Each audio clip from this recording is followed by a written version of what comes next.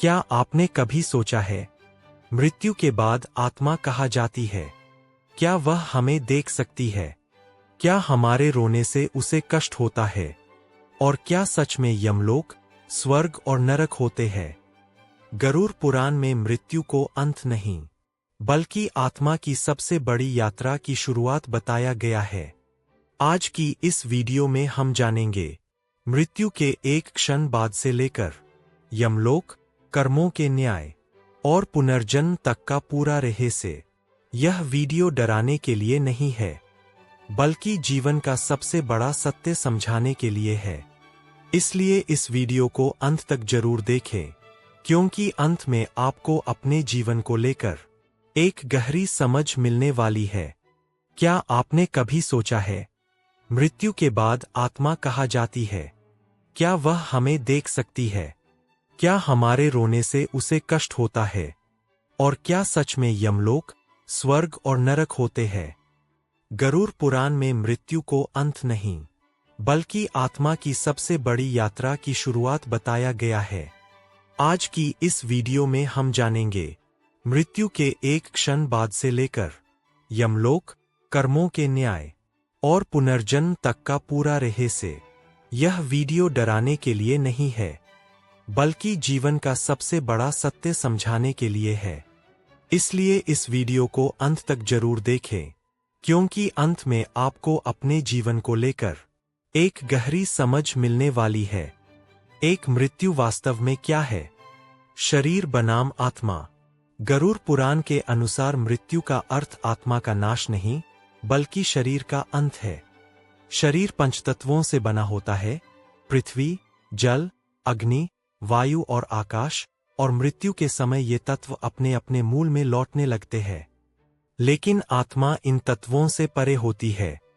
आत्मा न जन्म लेती है, न मरती है। जब शरीर काम करना बंद करता है, तब आत्मा धीरे धीरे उससे अलग होने लगती है।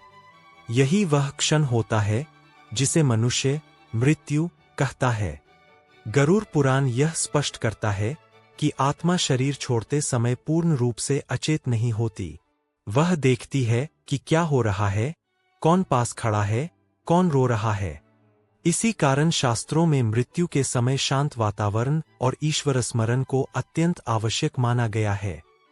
मृत्यु के तुरंत बाद आत्मा की स्थिति। मृत्यु के बाद आत्मा अचानक किसी लोक में नहीं पहुंचती। गरुड़ पुराण के अनुसार आत्मा एक सूक्ष्म अवस्था में चली जाती है। यह अवस्था न पूरी तरह स्थूल होती है और न ही पूर्णतः दिव्य।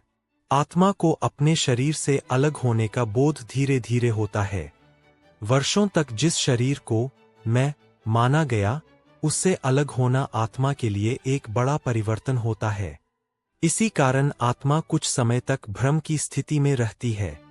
वह सोचती है कि वह अभी भी जीवित है, लेकिन जब कोई उसकी बात नहीं सुनता, कोई उत्तर नहीं देता, तब उसे धीरे धीरे सत्य का बोध होने लगता है। क्या आत्मा अपने घर के पास रहती है? गरुड़ पुराण के अनुसार मृत्यु के बाद आत्मा कुछ समय तक अपने घर, परिजनों और परिचित स्थानों के आसपास रहती है। वह देखती है कि उसके जाने के बाद घर में क्या हो रहा है, कौन दुखी है, कौन उसे याद कर रहा है और कौन अपने स्वार्थ में लगा हुआ है। इसी कारण शास्त्रों में अत्यधिक विलाप और रोने से मना किया गया है। माना जाता है कि अधिक शोक आत्मा के मन में मोह बढ़ाता है, जिससे उसकी आगे की यात्रा कठिन हो जाती है। शांत प्रार्थना, नामस्मरण और संयम आत्मा को स्वीकार करने की शक्ति देते हैं। यमलोक में कर्मों का हिसाब। गरुड़ पुराण के अनुसार यमलोक कोई भयावह स्थान नहीं, बल्कि पूर्ण न्याय का स्थान है। यहाँ आत्मा के जीवन भर के कर्मों का लेखा-जोखा देखा जाता है। कोई भी कर्म, चाहे छोटा हो या बड़ा, यहाँ अनदेखा नहीं किया जाता। यहाँ न धन काम आता है, न पद, न संबंध। केवल कर्म और भावना का मूल्यांकन होता है। इसी आधार पर आत्मा को आगे के मार्ग, स्वर्ग, नरक या पुनर्जन्म का निर्णय मिलता है। स्वर्ग, नरक और पुनर्जन्म का निर्णय। गरुड़ पुराण बताता है कि स्वर्ग और नरक स्थायी स्थान नहीं है। ये आत्मा के कर्मों के अनुसार अस्थायी अवस्थाएं है।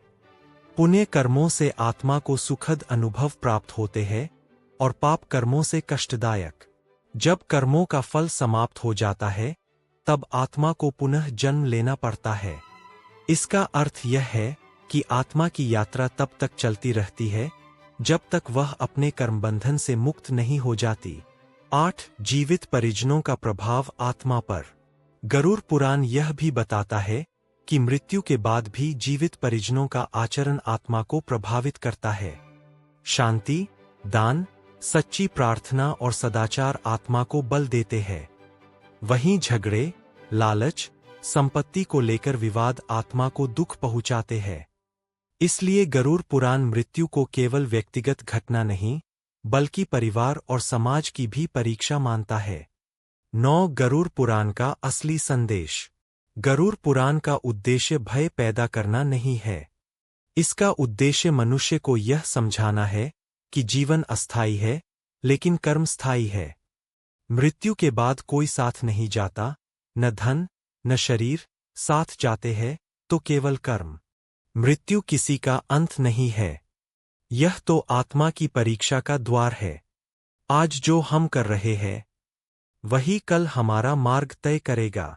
गरुड़ पुराण हमें सिखाता है, अच्छा जीवन जियो, सच्चे कर्म करो और मृत्यु से मत डरो, क्योंकि जिसने जीवन को समझ लिया उसके लिए मृत्यु भी एक सत्य है। डर नहीं।